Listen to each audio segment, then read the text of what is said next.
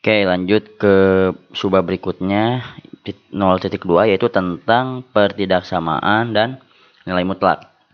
Nah, sebenarnya pertidaksamaan itu ya yang ada tanda lebih kecil atau lebih besar gitu ya. Kalau persamaan baru sama dengan. Misalnya setengah lebih kecil dari 3/2. Nah, ini merupakan kalimat yang benar ya. Kalimat yang benar. Kalau misalkan setengah lebih besar dari 3/2, baru ini merupakan kalimat yang salah. Nah, kalau kalimatnya benar dan salah, saklek gitu ya. Nah, ini disebut kalimat tertutup. Kalimat tertutup. Nah, sebenarnya yang jadi masalah itu di pertidaksamaan itu adalah kalimat terbukanya. Kalimat terbuka. Misalnya apa? Misalnya 1/x lebih kecil dari setengah. Nah, ini kan terbuka ya. Kenapa terbuka? Karena tergantung kita milih x-nya berapa. Kalau kita milih x-nya 3, betul, kalimat ini jadi kalimat betul. Tapi kalau kita milih x-nya sama dengan 1, ini jadi kalimat yang salah. Nah, jadi tergantung kita memilih nilai x-nya. Jika ada suatu ketergantungan gitu ya terhadap variabel, maka itu disebut kalimat terbuka. Nah, masalah-masalah seperti ini yang nanti akan kita hadapi di pertidaksamaan. Yuk, kita coba selesaikan ya.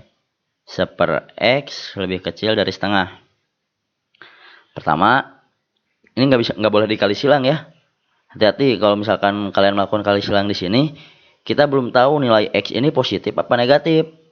Karena nanti akan merubah tanda gitu ya kalau negatif. Karena kita belum tahu x-nya positif atau negatif, jadi kita nggak boleh melakukan pindah kali silang ya. Nah, tapi yang benar kita pindah ruas nih. Misalnya yang setengahnya kita pindahin ke sini. Jadi seperti itu. Nah, kemudian kita samakan penyebutnya. Di sini jadi 2x. Di sini 2 min x lebih kecil dari 0. Nah, habis itu kita bikin garis bilangan kan ya. Cari pembuat nolnya. Di sini ada 2 ya. Kalau x-nya 2, yang atas jadi 0. Yang bawah pembuat nolnya 0. Kita cari titik uji gitu ya. Misalkan di sini ambil 100, berarti jadi negatif. Kalau kita ambil di sini 100 ya, berarti yang atas negatif, yang bawah positif. Berarti hasilnya positif dibagi negatif ya. Negatif. Positif negatif. Nah, nggak akan terlalu ini lah. Udah pada paham lah untuk mencari garis bilangan ini. Nah, kemudian kita butuh yang negatifnya. Berarti himpunan penyelesaiannya adalah yang ini. Gitu ya. Jadi di sini himpunan penyelesaiannya adalah x, di mana x-nya itu lebih kecil dari 0 atau x-nya lebih besar dari 2.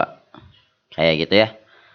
Nah, ini dia himpunan penyelesaian dari kalimat terbuka ini. Kayak gitu aja ya pertidaksamaan tuh. Nah, selanjutnya kita akan belajar cara penulisan ya. Jadi penulisan tadi himpunan penyelesaian kan ada beberapa cara sebenarnya. Jadi kalau misalkan kita punya x gitu ya, di mana x-nya ini di antara A dan B gitu ya. Nah, penulisan lainnya tuh bisa kita tulis seperti ini. A, B gitu ya. Atau misalkan x-nya ini di antara A tapi termuat ya, A-nya masuk. Dan di antara B, B-nya juga masuk. Nah, ini nulisnya jadi gini. A, B. Kayak gitu ya. Atau misalkan kalau x, di mana x-nya ini lebih kecil dari B sama dengan x-nya lebih kecil dari B. Tuh. Nah, berarti kan yang paling besar B, B-nya masuk sampai dia negatif, terusnya negatif tak hingga. Tapi negatif tak hingga tidak bisa tercapai. Jadi gini ya. Jadi intinya kalau ada sama dengan, nanti dia lambangnya jadi siku. Tapi kalau nggak ada sama dengannya, gitu ya, dia lambangnya jadinya dalam kurung biasa. Kayak gitu ya. Atau misalkan lagi kalau misalkan x, di mana X-nya ini lebih besar A, lebih besar dari A gitu. Nah, berarti ini kan pertama yang paling kecil nilainya A gitu ya. Paling kecil nilainya A, di sini A-nya nggak masuk, jadi gini. Dan yang paling besar ini X-nya tak terhingga ya. 100, 200, sejuta, dan tak terhingga. Jadi tak terhingga juga nggak pernah tercapai oleh si X. Jadi tandanya gitu ya, dalam kurung biasa. Atau ada juga yang penulisannya seperti himpunan penyelesaian yang tadi. Dia di antara misalnya X-nya ini lebih kecil sama dengan B, atau X-nya lebih besar dari A. Ini gimana penulisannya? Yang pertama gini. Yang pertama lihat dulu X-nya itu lebih kecil dari B. Berarti kan dari negatif tak hingga dia sampai B ya. Nah, atau yang ini X-nya lebih besar dari A. Berarti yang paling kecil A-nya nggak ada sama dengannya.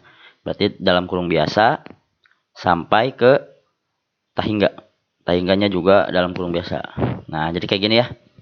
Jadi itu beberapa contoh penulisan gitu ya. Penulisan lain daripada himpunan. Nah, saya lebih suka pakai ini sih yang koordinat kayak gini, yang apa, yang selang ya, namanya selang. Nah, itu kayak gitu ya. Sip, sekarang kita lanjut ke mutlak. Nah, lanjut sekarang kita belajar tentang nilai mutlak ya. Nah, intinya nilai mutlak itu adalah mempositifkan semua bilangan gitu ya. Jadi kalau misalkan kita punya angka 5 gitu ya. Nah, kalau kita kasih tanda mutlak, mutlak itu seperti ini, ada garis 2 yang mengapitnya. Ya, ini bakal jadi sama dengan 5 ya. Karena dia udah positif. Tapi misalkan kalau kita punya negatif 5, kemudian kita mutlakkan, nah ini bakal jadi sama dengan 5 juga. Karena sudah dimutlakan. Kita cari nilai positifnya. Ini kalau secara geometri gitu ya, itu adalah jarak gitu ya. Jadi kalau mutlak X itu tuh sebenarnya adalah jarak dari nilai X ke titik 0. Jadi gini nih misalnya. Kita punya garis 0. Kita punya X di sini. X misalnya jaraknya ini negatif 2. Bukan negatif 2, sorry. Misalkan ini negatif 2 gitu ya, X-nya tuh ya. Jadi ini ada negatif 1 dan X-nya tuh negatif 2. Nah, kalau kita ditanya jarak, berapa sih jarak X ke titik 0? Kita ngejawabnya bukan minus 2 ya. Tapi 2. Kan jarak itu selalu positif. Nah, makanya butuh tanda mutlak ini tuh untuk mempositifkan yang negatif-negatif gitu ya. Nah, jadi X ini tuh mutlak X ini tuh dia akan bernilai positif, dia akan bernilai dirinya sendiri kalau X-nya lebih besar dari 0. Dia akan bernilai 0 kalau X-nya 0. Dan dia bernilai negatif X kalau X-nya negatif. Kenapa ada negatifnya? Karena biar jadi positif. Contoh nih yang tadi deh, yang minus 5 ini nih. Kita perhatikan lagi ya. Mutlak dari minus 5.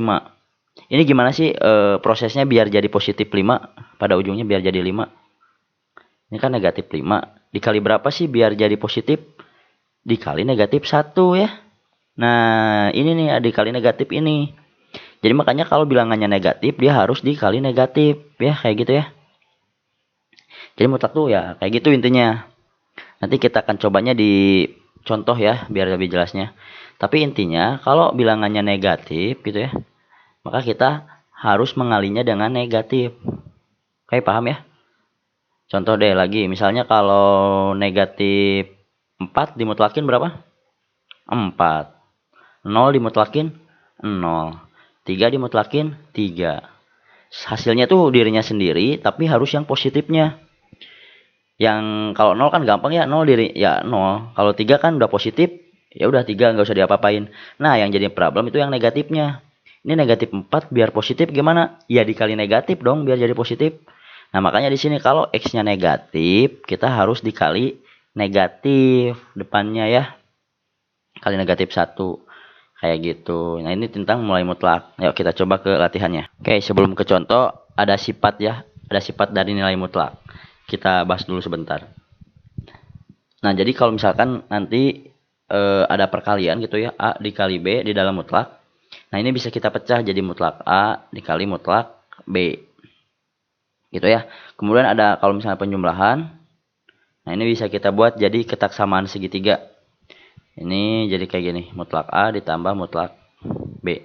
Jadi mutlaknya keluar gitu ya. Nah, kemudian ada juga yang seperti ini. Misalkan kita punya mutlak X ini lebih kecil daripada A. Nah, maka kita bisa nulisnya jadi gini. Minus A lebih kecil dari X lebih kecil dari A. Gitu ya. Kemudian ada juga kalau misalkan kita punya ketaksamaan seperti ini. X min A lebih kecil dari X min B. Nah, karena ini dua-duanya positif ya. Di kiri kan positif ya karena mutlak. Di kanan juga positif karena mutlak. Maka kita bisa mengkuadratkannya. Jadi ini sama aja dengan X min A dikuadratin lebih kecil dari X min B dikuadratin. Nah, ini kita boleh mengkuadratkannya. Karena kita udah tahu tandanya pasti positif. Yang kiri positif, yang kanan positif. Gitu ya, karena di dalam mutlak. Nah, ini beberapa sifat dari nilai mutlak. Sebenarnya nilai mutlak itu konsepnya sederhana. Tapi nanti akan banyak variasi soalnya gitu ya. Kita harus latihan semua variasinya. Oke, jadi sampai tuntas ya bahas ininya. Nah, sekarang kita lanjut ke contohnya berarti. Nah, ini contoh soalnya. Pertama, selesaikan pertaksamaan berikut yang ini. Ini ketaksamaan biasa ya. Oke, coba kita kerjakan ya. X plus 1 lebih kecil dari 2 per X. Nah, ini boleh nggak kali silang? Jadi, yang ininya pindah ke kiri nih. Nggak bisa ya, kenapa? Ingat, ini belum tahu kepositifannya. Karena bisa saja nanti X-nya negatif 1 kan jadi berubah tanda harusnya kalau pindah ruas. Nah, karena kita nggak tahu ini X-nya positif atau negatif, jadi jangan lakukan kali silang. Tapi pindah ruas ya, ingat ya, pindah ruas. X plus 1 negatif 2X kecil dari 0. Gitu kan? Nah, baru habis itu kita samakan penyebutnya. Ini X, berarti yang ini jadinya X kuadrat plus X minus 2.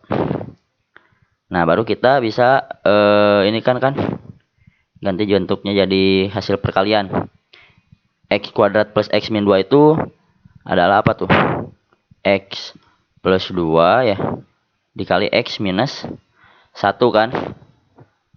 Ya, betul ya. Per X lebih kecil dari 0. Nah, setelah itu baru kita bikin bilangan, garis bilangannya. Gitu ya. Ini garis bilangan X gitu. Nah, di sini cari pembuat nolnya. Pertama ada negatif 2 ya, yang ini ya. Ini negatif 2 nih. Yang ini 1. Yang bawah 0 ya. 0. Nah, setelah itu kita ambil angka gimana cara menentukan positif negatifnya ya. Misal kita ambil angka yang di sebelah sini. Ini kan ada angka sejuta nih di sini ya. Yang lebih besar dari 1 anggap aja sejuta biar gampang hitung. Sejuta tambah 2 pasti positif. Sejuta dikurangi 1 tetap positif. Dibagi sejuta. Berarti ini positif, positif, dibagi positif. Hasilnya positif ya. Negatif, positif, negatif. Nah, udah pada bisa lah ya. Nah, setelah itu baru kita lihat. Di sini kita butuhnya yang negatif gitu ya.